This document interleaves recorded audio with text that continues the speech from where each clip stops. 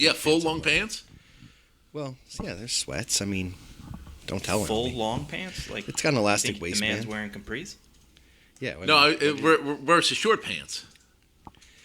Is that capris? it's a little chilly this morning out here. Yeah. Slightly chilly this morning, and I'm getting over a little sickness. So I decided to go with the sweats. On, maybe you got rocking the joggers. Little Puma joggies. What are you wearing? Not gray though. Not gray. That's not Bill Murray. Oh, I'm rocking the Delco tuxedo. No, I'm not. I'm rocking Gym shorts. Is it gym shorts? Yeah, gym shorts. Yeah. Like some ones, some b-ball shorts. Straight out of Marshalls, and pockets necessary. Yeah. For all my accoutrement. Yeah, all the things that you need throughout the day. Yeah. Somebody play us in. Ba-da-ba-ba-da. Were you humming the Doug song? I love you guys. This is why we do this. You guys are my people. Yeah.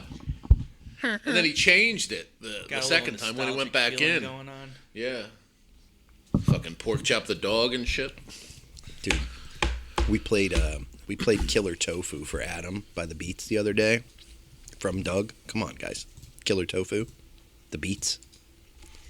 That was the band, right? Yeah, like the Beatles, but the Beats. Yeah. With the Angry Bully. Was he in the Beats too? No. The Angry Bully was Roger Klotz, and he was just a piece of shit. Sorry, I'm clearly swimming in the deep end here. Go ahead. I got to mute. You got to hit the mute button. See, it's facing the wrong way. He doesn't know what to do with himself.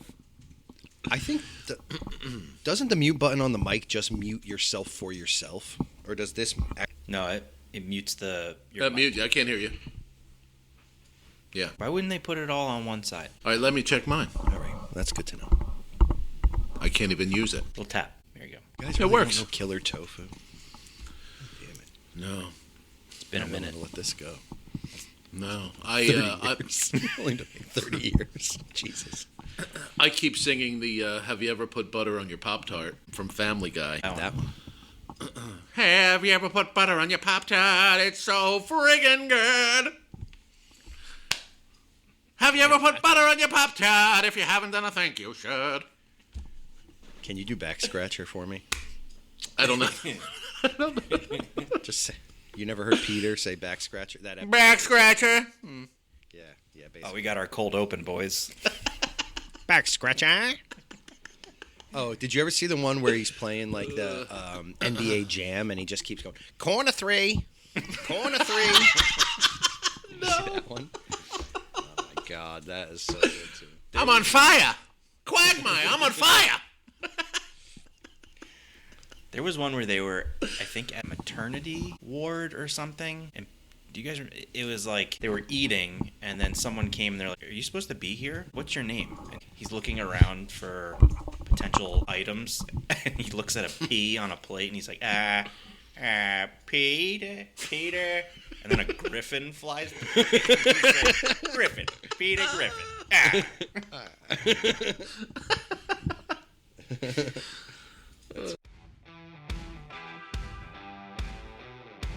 Holly Fiorello is the Director of Field Marketing at Storable, where she leads strategic initiatives that connect operators with the technology and insights they need to grow. She also serves on the Board of Directors for the Florida Self-Storage Association and is the President of the Pennsylvania Self-Storage Association. Storable is an integrated property management software platform serving the self-storage, marine, and RV industries dedicated to empowering owners and operators with the tools to run smart, more connected businesses. Hi, good morning. Hey, Holly. Good morning. Good morning. How are you? Hello. I'm good. How are you? Doing pretty good. It's only the second time I've used this little, Us too. what do you call it, recording studio. So I had to play with the settings a little bit first. Yeah, we're figuring this out as we go too. We've had four episodes. We're kind of like seasoned vets by now. Okay, perfect. Well, you can walk me through it in case I have any questions. All right. Who's making all the noise? Brian, That's totally me. I'm sorry. I'm rattling Brian. around here. I need you to sit still. Sit on your hands. Sit on those hands, Brian. I'm a fidgety. I'm gonna mute. And then there's a 99% chance that I'm gonna be coughing my head off at some point today too. So I'm gonna live in silence. So, Holly, thank you very much for joining us today. We really appreciate your time. Welcome to the podcast. Can you tell us a little bit about your background and what brought you to the self-storage industry? Yes, well, thank you, Chris, for inviting me to join you guys today. I'm very excited. Let's see. I graduated, moved to Florida, went to the University of South Florida, got my bachelor's degree there, met my husband. His job ended up relocating him to Orlando, which I came with, obviously, and I used Craigslist to find my next position. I had a marketing background, interned at a web marketing agency in Tampa before I moved to Orlando, and I ended up finding a group called The Storage Group. I don't know if you're familiar. I was their first, they had partnered with an agency and decided to go on their own. I was their first employee hire. And so it was a really cool experience to work with. At the time, the owners were Brian Pelsky and Larry Hanks, and they had previously worked with SureGuard. So I ended up in this awesome spot of working with vendors who have operator backgrounds. And so during that time, I think I was probably there for a couple months, the SSA asked Larry if he would come speak on SEO and digital marketing. And he's like, I know operations. I don't know this side as well. I raised my hand, ended up speaking for my very first public speaking presentation in Las Vegas for the SSA in 2012. And Wow. It just opened my eyes to see self-storage in that lens, right? Like, thousands of people, the energy, everybody was so nice. Everybody wanted to know who I was. Everybody was like, wanted to help each other. And I guess that was like love at first sight, if you will. So I stayed with the storage group for 4 years, ended up their vice president of marketing and customer success at the time before I ended up doing my own marketing and consulting. Right. From You're still there, doing that, right? one of my first, I am, yes, yep. My first customer with my business was Call Potential and Phil Murphy. And I also did the marketing for his stores, for Next Door Self Storage. So he's got about 20 locations throughout Illinois. And I just, again, really liked the team. I fell in, like it was cohesive. He wanted to bring me on full time. And I still have my consulting and marketing company, but not necessarily in self storage. And so I just dedicated my time to that full time. I became a mom during that time. I have an 8-year-old daughter, and I was with the company for 8 years before we were acquired by Storable, and here I am. That's awesome. What a journey. Yeah, really. You really decided your first year of self-storage to go to the big show in Las Vegas and become a speaker. How were the nerves the first time you did that? And do you still get nervous? I don't. I was so excited to do it, and I think a lot of it had to do, I was so young that I didn't know to be scared yet. I just was like, oh, I know this subject really, really well, and I like communicating, I can do this. And I think I was a little nervous, so like when I got up there, there's just like a room of people staring at you. Some of them are smiling, some of them it's early in the morning, they want to know why they decided to go to a marketing presentation. The look, right? You have to crack a joke about if everybody got their Bloody Marys and etc. But I had really good feedback, and it still sticks with me all these years later. I've spoken at hundreds, probably over 100 shows at least, in at least 30 different states through the Self Storage Association. And I still remember that first presentation when someone came up to me and said that I really helped them understand marketing and again, taking them from here's what this means, here's why it's important, here's what this means to you, and here's what you can do. They said it was the best presentation they had ever been to. And that just wow. I was like, oh my God, thank you so much. They probably lied to me to make me feel better. They saw this young girl up there, wanted to encourage me in my career. But yeah, when I say I fell in love with self-storage at that show, it's the truth. Yeah. No, I know the feeling when you come off that stage and somebody comes up to you and says, hey, thank you very much for that. Or can I get your business card? I'd like to talk to you afterwards. It's a really tremendous feeling. So the people out there who do that, it makes you feel really good, like you immediately did a great job. That's awesome. What brought you back to Pennsylvania? My husband, again, he dragged me kicking and screaming from Florida. I'm originally from Michigan, so I already knew I was not a girl fan of the winter. And his family is in New Jersey, actually, in Stanhope, Netcong area. So we're close enough. We're 7 miles from the border that we're still in the Lehigh Valley, but close enough to go visit family. and far enough that they have to call ahead. You got it. Yep. Holly, I have a random question that really doesn't fit in here that I'm thinking, Andrew, you're going to have to trim this out because it's sort of derailing and slightly irrelevant. Sure. But I know that you're from that area. I've seen you speak at least a dozen times, and I know you've mentioned it, or not from, but where you are now. And then, so a couple of years ago, when I think it was the Mid-Atlantic SSA was in Bethlehem, were you the one responsible for the granola factory Bethlehem bars coming into that show? I wish I could say I was, but that was a new one for me. I didn't know there was a Bethlehem granola factory. Was it not the best granola you've ever had in your life? It was fantastic, and that's okay. I thought of you at that time because I was like, well, I know Holly's from this area, and I know she's on the PASSA, and I was like, boy, I need to thank somebody for. I bet you it was Julie, our executive director. I'll pass it along. I'll shoot Julie an email then. Yeah. All right, never mind. Sorry. Back on topic. No, Chris, great. Resume. See, isn't it so funny the things you think of? I love that. And I remember exactly what you're talking about. They were so good.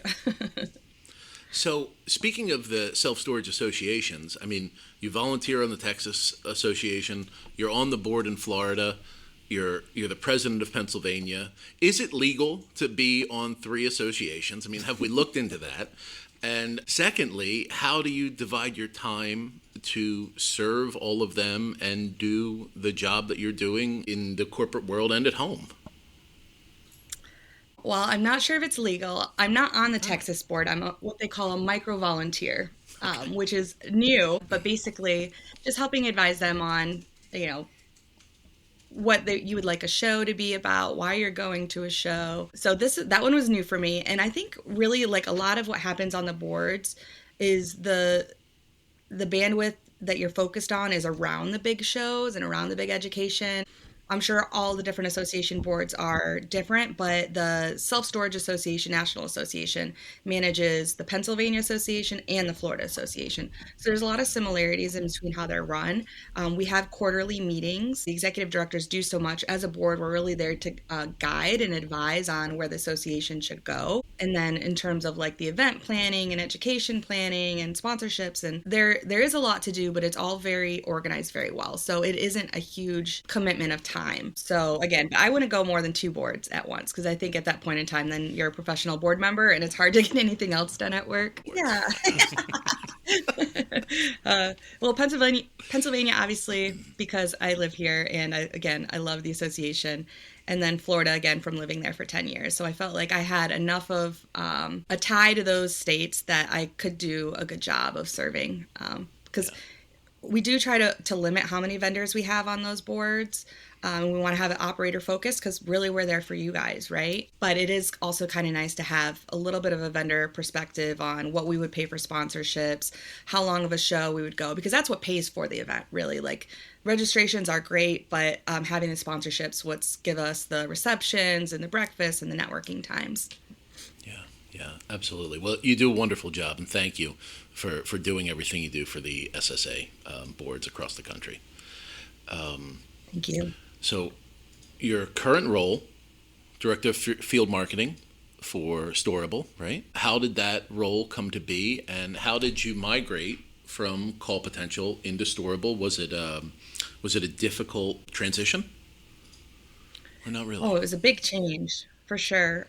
When I started Call Potential in 2016, there were about 7 of us in the office, and when we were acquired in 23, we had 60. We were remote at that time, so it wasn't all together, but we would come together. So again, that's still a pretty small scale, comparatively speaking. Where at Storable, we have 900 employees. Yeah. Still remote, but you can feel the breath. It's a lot bigger.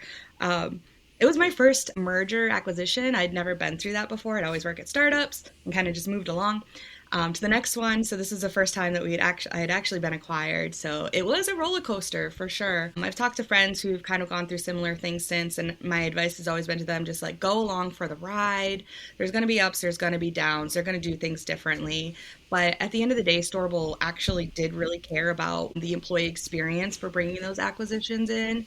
So yeah, I mean, I will say I was the VP of marketing at Call Potential, and now I'm the director of field marketing, which obviously it's a much larger company. So it is just different in terms of the tiers. So I think that was probably one of the harder parts for me, is I've been used to leading those departments, and now to come in and have a couple layers above you, which no problem. Okay. But it was just a change for me. And Chrissy, who is my boss she's my boss's boss now, but at Storable, she's the senior vice president of marketing. When she was new, they had hired her kind of during the acquisition, but she just took me in under her wing. She's been through acquisitions before.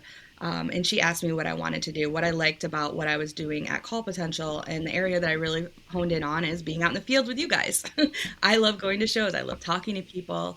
I love interviewing people. So a lot of what I do are case studies and customer features and webinars and presentations at shows. We just had an executive summit at Storable where we bring some of our largest customers together. I got to participate in that planning and programming and education and things like that. So that's really kind of where my strengths are. And she asked what I wanted to do, and I told her, and she said, all right, and set me free. So that's kind of where we are. I've hit 2 years now, so it's been a ride. That's awesome. We'll be right back. At Access Self Storage, we don't play the rate hike game. While some guys crank up prices after just a couple of months after moving in, we believe in fairness, transparency, and treating people the right way. No surprises, just honest storage from a family-owned company that actually gets it. Now, back to the show. Andrew, marketing? Go for it. Are there any new cool features that are coming out that Storable is going to be offering? We know that Storable has become this big company that's had a bunch of acquisitions. Is there any new acquisitions on the horizon you might be able to share, or are there any new tech coming through that we can be on the lookout for? I am not sure on the acquisition front, but we're Storable, so I always say we're always shopping. In terms of like new technology, yes, we've really like focused on development. That's basically we had heard from operators that they want to be more. What's in the future? So, a couple of AI obviously is a big one. You can't go anywhere in any business in any industry and not hear about it. So we've focused a lot on that. We did launch our AI chatbot called Agent Assist, which integrates with your property management software. So it is a very integrated experience. Help your management team, resolves 80% plus of conversations, like all that labor that would go. How many times does your manager want to answer the phone and tell you what the gate hours are? And I forgot my gate code and things like that. So that's been a really cool tool. Something else that we've heard from the industry when using products is, I've got all this data. Help me make sense of it. So our business intelligence is a new feature that we will be launching soon, but really takes all your data and puts it in dashboards where you can you don't have to run your spreadsheets and do your own tables and your own Excel to kind of see what's happening. It'll tell you what you want to know or want to see kind of at a high level. So those are the two new cool things, I think, and that's more like on the FMS website side. We also have new services, digital marketing services, which is really it's more than just SEO. With the large language models out there, we're trying to help everyone show up for AI, and that is really just it kind of reminds me of even almost 10 years ago in SEO. It wasn't just set your website and your local listings and you're done. You need to have your reputation management. How are you appearing in Reddit? How are you appearing in Yelp? And it's just a huge, huge undertaking. So we have different packages to kind of help do a more holistic 360 picture, because with the AI overviews in Google search, we're seeing click-through rates go down a lot because you're just not getting, people are getting what they want to see on the overview. They're not clicking through. So that's really what we're trying to solve for. And obviously different markets have different needs. So there's different solutions for them. So again, it's the Wild West, I feel like, with the AI frontier, and yep. We're just, got our experts in the house telling us what to do and trying to make it happen for operators. Yeah, we've been seeing similar shifts. Obviously, AI has been, I've never seen something like this grow especially in the marketing industry this fast. We started talking about this maybe 2-3 years ago when it started to really kind of make its way into the conferences and stuff, and now it is everywhere. But it's interesting you mentioned the kind of the shift in click-through rates and traffic to the site, because people are using these AI tools, and now they're getting that comparison where they would shop around. It's all being laid out for them before they even get to the websites. So are the websites that Storable is involved with, are they now starting to optimize for AI and how to rank in those searches? Because it's almost like a different kind of search that's coming up now too. It is, and that would be something I'd have to go more back to the digital marketing services team to ask explicitly what they're doing.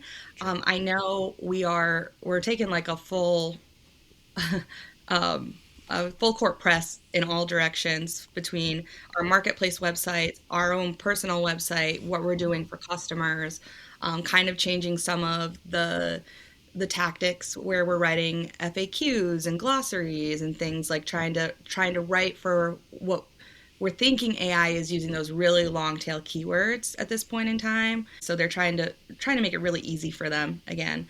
And like some of the other things, just being out in the field and hearing what other people are doing, are like sitemaps are important again. Like I did not have that on my bingo card.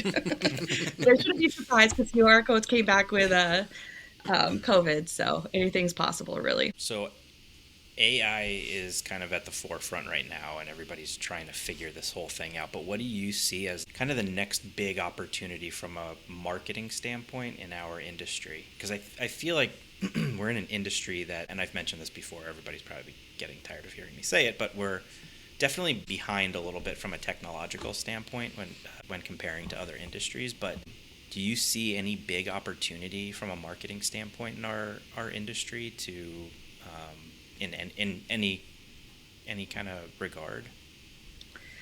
I don't think there's an easy answer. I can tell you what I've heard recently, which made my ears perk up a little bit, that I was surprised on. One of the things that I've heard has been driving it's a new channel, I guess, basically.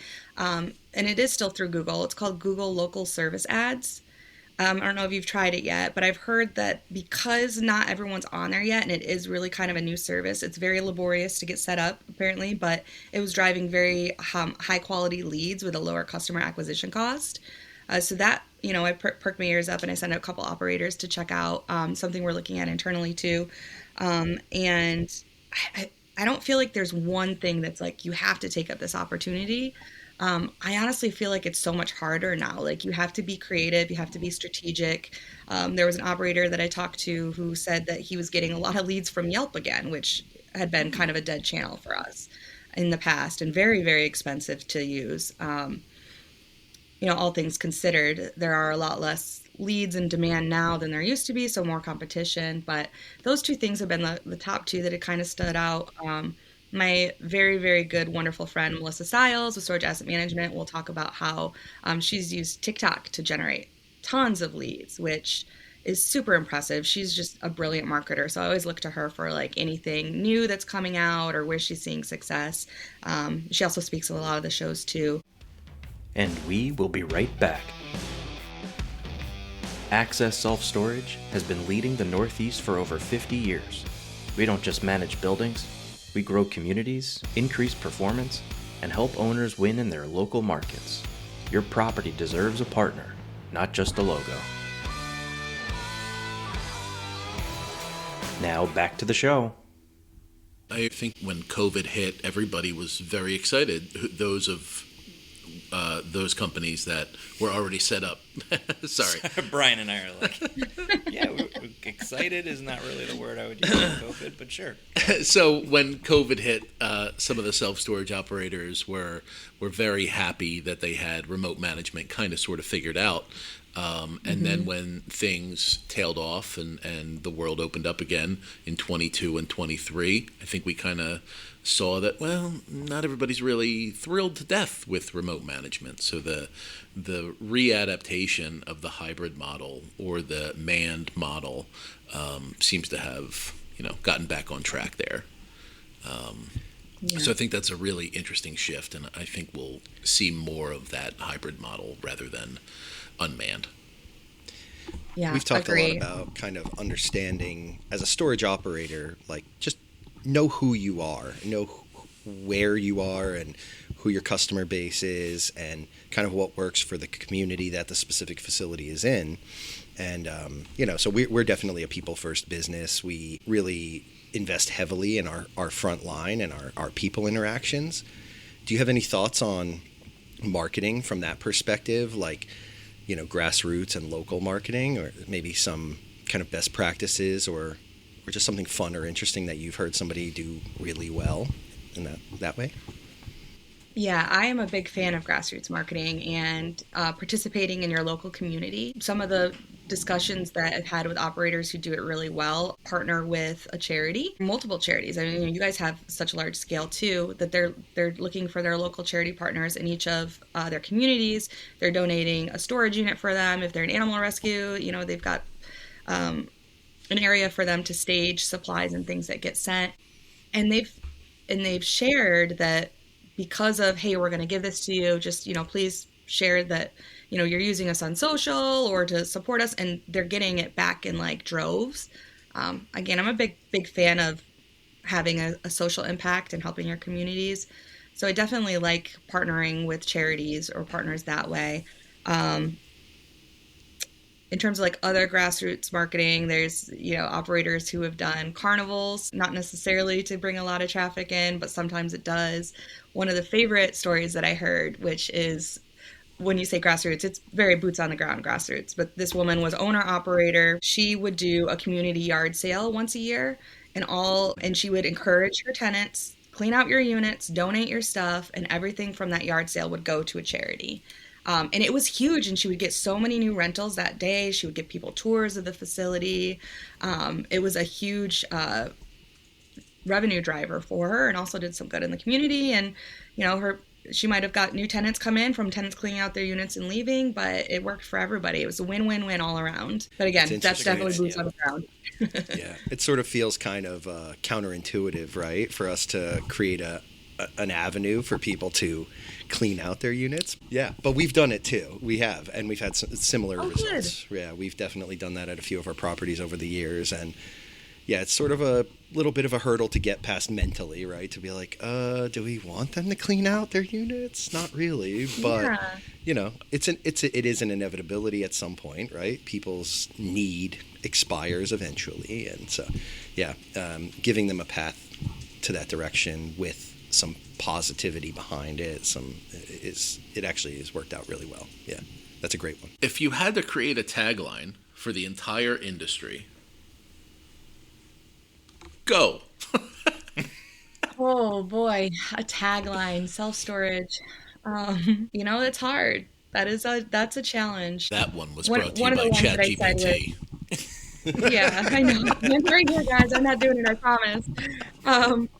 I had like a fun one-liner that I used once that I think I'm just going to use here again because my brain's not pulling anything better, but all's fair in love and self-storage. That's true. I don't know if that's a tagline, so to speak, but it speaks to me. How about this one? 4 Ds of self-storage: death, divorce, dislocation, downsizing. That's a bummer.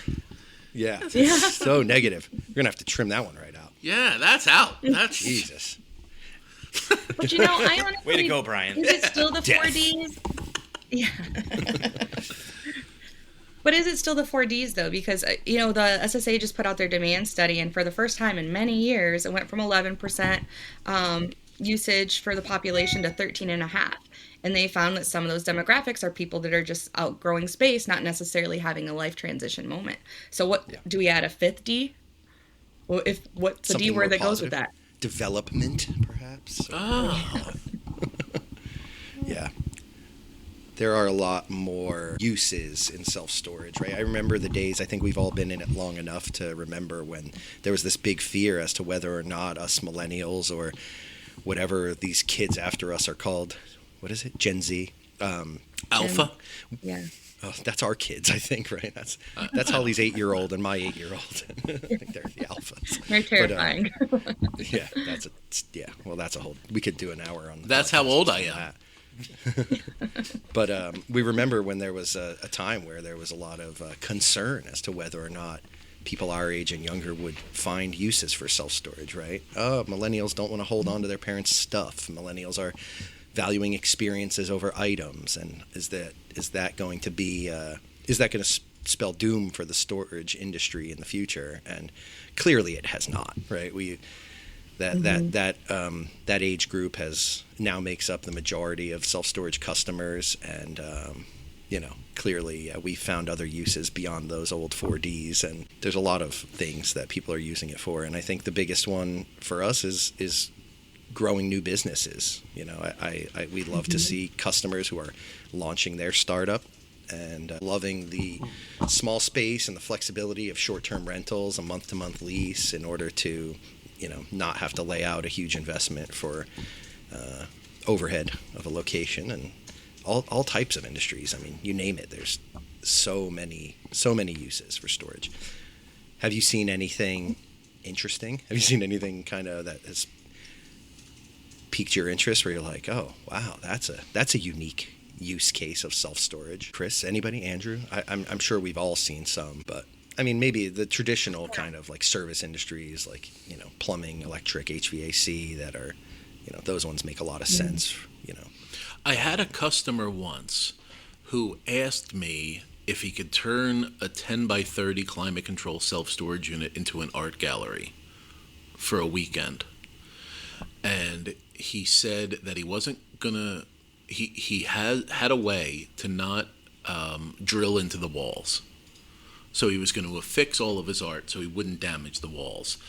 And that was my biggest concern. But then, of course, we had that $5,000 clause where, you can't store anything more than $5,000 in the unit. So that went away because of the artwork that he was looking to store and sell as an art gallery. But I really thought that was quite interesting. He wanted to advertise wherever he advertises and have people one weekend. He wanted to serve wine and cheese and the whole thing. Unfortunately, it never panned out. But I thought that person was really thinking outside of the proverbial three walls and a door. Really something. I love that. That is so artistic. Yeah. That's cool. I will. One of the weirdest. You're saying cool. I'm thinking weird. Weird is cool. Yeah, we love it. Yeah. Outside of Orlando, it was the largest boat and RV storage facility in the area, and they also had some inside climate controlled units. And I got to go take a tour there. At the time, it was called Adult Toy Storage for boats and RVs. So that was always a fun website to work on, right? Hell of a tour, Holly. Yeah. It's been acquired and the name's changed. But inside was all taxidermy. And it was, I can't even tell you how big this unit was. It was like a whole second floor that was one unit. And it was the owner, and he stored his taxidermy from his hunts in Africa in there. So I'm not talking like mice. I'm talking like lions and giraffes and like all kinds of things that could make you sad depending on where you are in terms of hunting. And also Arnold Schwarzenegger stored a tank that was gifted to him from, I think, Austria at some point in time. So you walk around this facility and there's weird stuff everywhere. But that was a very interesting situation. Cool. It's like the Museum of Natural History up in there. Yeah, it really was. It really was. It was bizarre. But I was thankful for the tour again, because when you're going to see something like that. And then kind of a horror story, since it's coming up on Halloween. This one is from Phil, my old boss at Call Potential, but he said one of his managers was walking around and found out that someone was storing their full colostomy bags in a self-storage unit. And so he's like, you can't store that here. You need to dispose of that. The tenant that was storing those ended up stealing another tenant's vehicle on the property, a white BMW, to move said colostomy bags to the dumpster. So white is going to stain. Yeah. So the other tenant goes to the manager, is like, someone stole my car. And so they end up finding out where it is, and it was just, it was a thing. I believe the police had to get involved. But to talk about a horror story, that would be it for me. I'd be like, nope, I don't need the car anymore. It's totaled. How do I send this to insurance? That's a shitty situation. Hey-oh!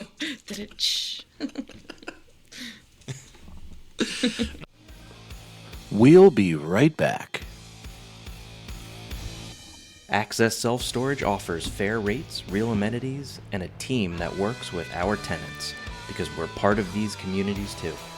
We live here, shop here, coach here, and support our neighbors. Storage should feel local. And with us, it does. Now, back to the show. Speaking of Halloween, is your daughter going trick-or-treating this year? What's the costume of the moment? She is. She is going to be Megan. And yeah. My daughter was Megan last year. Height for it. Very creepy. Nice. Oh. Yeah. Yep. We tested it out at the Halloween parade this weekend.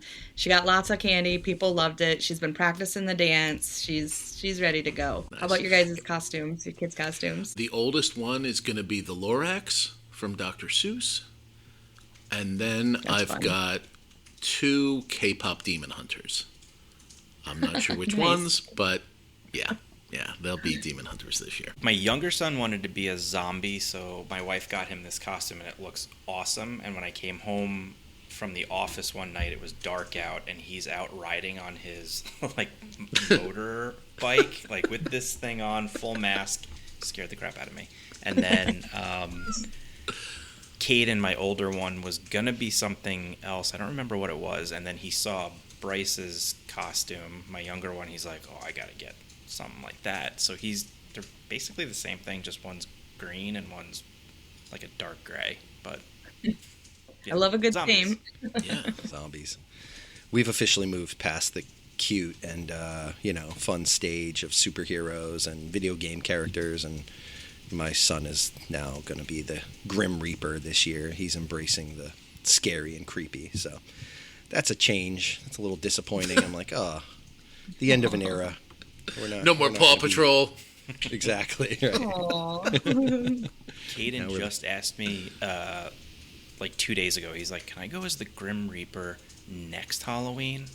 And I'm like, "Bud, we got a lot of time." But the answer is yes now, but we have a lot of time. Right. I was going to say, the easy answer is just like, yeah, sure, knowing that that's going to change 6 times between now and then. Well, now you know where to borrow a costume if you want. You don't have to go get a new one. That's right. We got you. Awesome. Perfect. Are you starting to see, so I'm going to bring this back, sorry. Are you starting to see operators use some of the more traditional channels again? The reason I ask is we've done like mailers and stuff like that in the past, and then we kind of got away from that a little bit when COVID hit, and we put a big emphasis on digital for obvious reasons.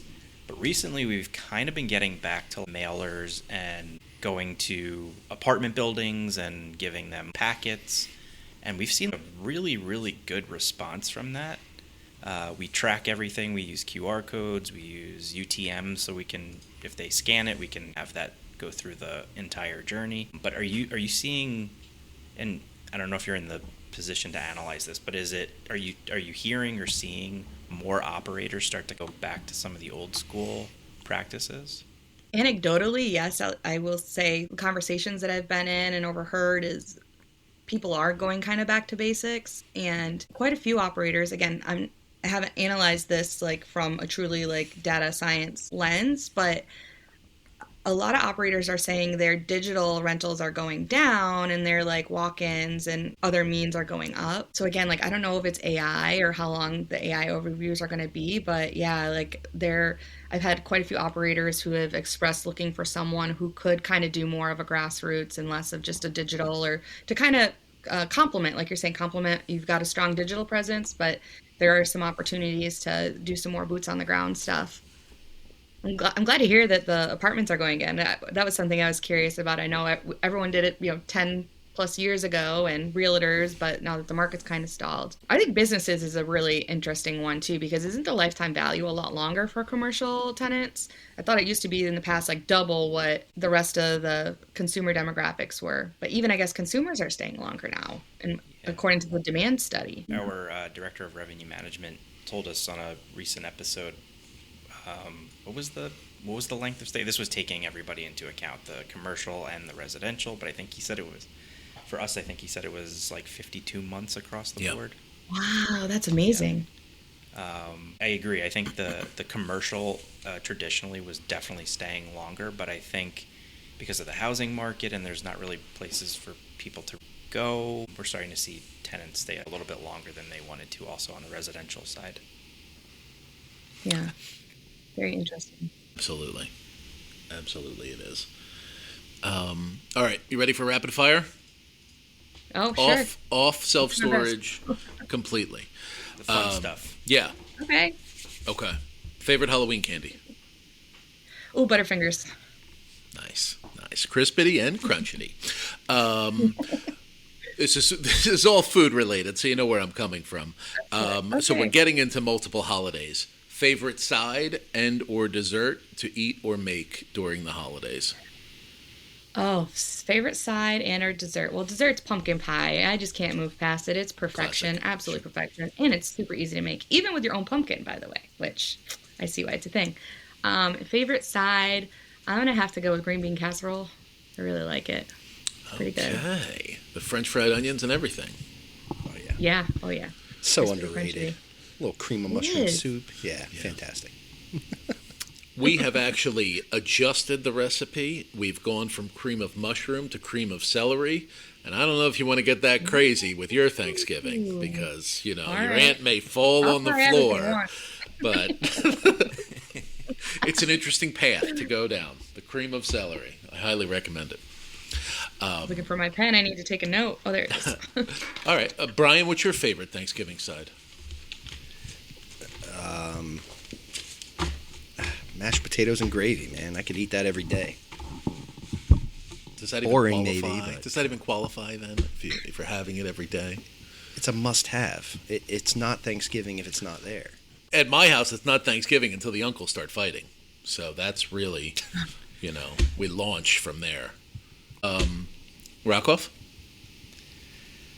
It's boring stuffing, and there is I think someone makes like a corn casserole. It's a sweet thing. It's actually almost like a dessert. It's delicious. I love it. I'm with you. Stuffing has got to be, you only have it a few times a year. Got to dust off grandma's recipe. Yep. It's terrific. Most recent concert attended and the first concert you ever attended. First concert was Blue Oyster Cult in Nazareth. Nice. I had a friend's mom take us. She was a rocker. That was really fun. Most recent concert was Post Malone. Nice. Where did you see them? Where did you see him play? In York, Pennsylvania. Actually, I went with Alana Ross and Melissa Stiles for my birthday. So it was really, Awesome. really neat. It was fun. I hadn't been to a concert like that in a while since having my daughter. So Yeah. He can really sing. Posty can really, really sing. And some of his songs are incredible. Jelly Roll was there. It was a cool evening. Very cool. Very cool. I got to hear about your guys' first and last two, though, 'cause I'm just very interested in that. Go ahead. Who wants to go? Me? Yeah, All you right. go ahead. First concert was with my parents, and it was Neil Diamond. Yes. Nice. Love that one. Love Neil. Neil. Latest concert was probably Ed Sheeran. I wasn't like a huge Ed Sheeran fan, but we went to this, and I can't stop listening to his music now. So Yeah, he's a great singer. yeah, I can put on a concert. Yeah, that's really, really good. First concert, Beach Boys, the Valley Forge Music Fair in the late 80s. Stamos was not included in that one, unfortunately. And what was the most recent concert? I think it was Counting Crows and Gaslight Anthem in Atlantic City this summer. I think that was the most recent one. Nice. And that was pretty good. That was enjoyable. Yeah. But I brought my children. And it was still kind of enjoyable. They didn't ruin it too much. No. On the way home, that was kind of challenging to listen to the feedback, the constructive criticism of the concert that they'll never attend again. But I enjoyed it. And they learned, Brian? I'm actually struggling to remember my last one, and I'm trying to pull up my setlist.fm where I track all my concerts and see what it was. And it's been a while, so I haven't been to one. And I don't remember. But I'm actually going to a concert on Friday. So we're going to Atlantic City, and we're seeing Cage the Elephant. Oh, nice. Big, I love them. big fan of them. And Very good. so that'll be fun. We've seen them twice before, so great show. First concert ever is kind of obscure, but it was like a heavy metal concert. I was like 15 at the Electric Factory in Philadelphia. We saw Static X and Soulfly. I've not listened to either of those bands in a really long time. Not really interested in revisiting those either, to be honest. I don't know how my parents approved that when I was like 15. Heard of Static X, not the other one. Yeah.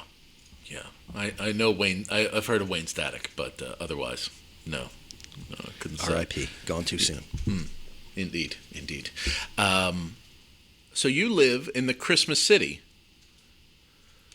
What do. are the most fun things to do in the Lehigh Valley around the holiday season that you would recommend? My favorite thing, which again, because I have an 8-year-old daughter, is Peeps Fest, which is on New Year's Eve. Is that where they drop the peep? Yes, it's a 600-pound peep that they drop from, the steel stacks is where where Bethlehem Steel used to be. Well, it is still there, but it's shut down. But we have lots of concerts and festivals and activities on those grounds. And Peeps Fest is on New Year's Eve, and the peep drops at 6 p.m. when it's midnight in Australia. So the kids get to do it. There's a concert, there's fireworks, there's activities. It's just such a cool thing to do as a family and get like in the spirit. There's also something they call Crystal Kindle Market, which is a huge Christmas shopping type thing where there's bands, there's live music, you can have breakfast with Santa, there's stalls and shops and vendors and things like that. We've got carriage rides through Bethlehem. Like we go all out. It almost is kind of frustrating for me because Halloween's my favorite holiday, but they start decorating for Christmas before Halloween is over. But mid-October, you'll start seeing Christmas trees on some poles because, again, they go all out. It's a really interesting place to be for the holidays. If you had to give one piece of advice to an operator looking to get in the industry, looking to purchase or build a new facility, what would you tell them? Well, if they're new to the industry, before they bought or developed, I would tell them to find someone who has been established in the industry and either hire them to help with their third-party management or at least advise on, because it's not just set it, build it, and they'll come anymore. Like, you have to have the right deal to pencil out to make sense. What would you say?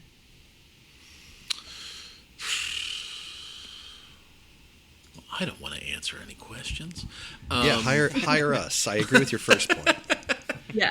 Hire a great third-party manager. Access self-storage if you're in the Northeast. Great way to go. I think we've had 2 or 3 new facilities come on from the ground up in the past, what is it, like 2 years, Chris? Yep, last 2 years. And we've been kind of surprised from a positive standpoint how quickly they've been renting up. Because 23 and 24 were so weird and down years that it was tough to see any of like the success that we've had with these coming. But I would probably say something similar, maybe 1.5 to 2 years for rent up. Yeah, like you said, Holly, it really depends on the location. We had one in way South Jersey on the coast, down the shore, and that was 80% full in a year, maybe a little more than that, 14 months. So that was a really big success. But they had their next closest competitor was 4 miles away. And they were near a barrier island, so they had all that traffic coming off the islands, and it really worked out. Location, still. Yeah. All right. Well, that's it. Our time is over. So, Holly Fiorello. Holly Fiorello, thank you so much for joining us. We really appreciate it. It's been wonderful. Thank you for having me. I had so much fun. It's a great way to start the morning. Thank you so much. Thank you, Holly. This was awesome. Thank you. And really Holly, where can everybody find you? If they're looking for Storable, if they need help, what's the best way for them to reach you? Yeah, LinkedIn is a great avenue, or I know it's kind of, some people have a hard time spelling my name, but holly.fiorello@storable.com is a good way. Yeah. Awesome. Thank you so much, Excellent. and we will definitely see you at the next SSA show. Yeah, looking forward to it. Thank you so much, you guys. Thanks, Holly. Have a great day. You too. Thank you. Thanks for listening to No Vacancy. If you liked what you heard, our episodes are available wherever you find your podcasts.